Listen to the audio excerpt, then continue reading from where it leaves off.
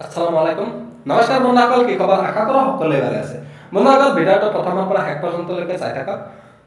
অসম প্ৰদেশ কংগ্ৰেছ দলৰ প্ৰাক্তন সভাপতি ভূপেন বৰাই ভাৰতীয় জাতীয় কংগ্ৰেছ দলৰ পৰা পদত্যাগ কৰিলে। তেওঁ পদত্যাগ কৰিছে, তেওঁক ক'বলগীয়া মোৰ একো নাই। কিন্তু তেওঁক এটা কথা ক'ব বিচাৰি আছোঁ যে ভূপেন বৰাই মা কামাখ্যা মন্দিৰ আৰু বটদ্ৰৱা থানাৰ শপত খাই কৈছিল যে মোৰ মৃত্যু হ'ব পাৰে, মই মৰি যাব পাৰোঁ, কিন্তু মই ভাৰতীয় জাতীয় কংগ্ৰেছ দলৰ পৰা কেতিয়াও পদত্যাগ নকৰোঁ। ভূপেন বৰাজী, আপুনি যে এই কথাটো কৈছিল, আপুনি মুখেৰে কৈছিল নে কিহেৰে কৈছিল? আপুনি আপোনাৰ নিজ স্বাৰ্থৰ কাৰণে লবৈকেন্দ্ৰিক ৰাজনীতিৰ বাবে আপুনি অসম প্ৰদেশ কংগ্ৰেছ দলৰ পৰা পদত্যাগ কৰিলে। আপোনাৰ লাজ লাগেনে? আপোনাক যেতিয়া বিজেপিৰ নেতাকৰ্মীয়ে নাকত মাৰি নাকখন ৰক্তাক্ত কৰি দিছিল, সেই সময়ত আপুনি নাটক কৰিছিল নে কিবা কৰিছিল? আপুনি বিজেপিৰ এজেণ্ট হিচাপে যে কংগ্ৰেছ দলৰ ভিতৰত থাকি কৰিছিল, সেই কথাটো আজি সকলোৱে প্ৰমাণ পালে।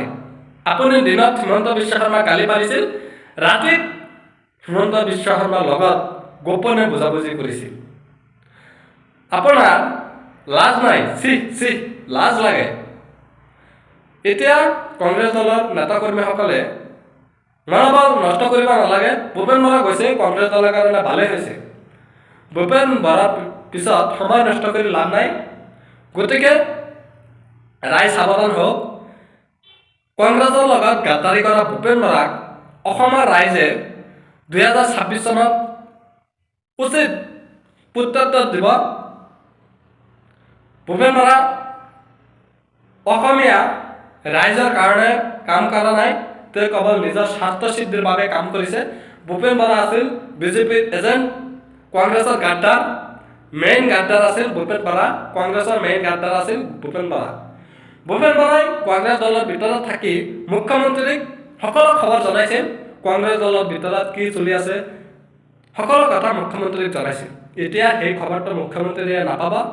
গতিকে ভূপেন বৰা কৈছে কংগ্ৰেছ দলৰ মনোবল শক্তিশালী কৰিব লাগে, মনোবল নষ্ট কৰিব নালাগে। জয় অসম।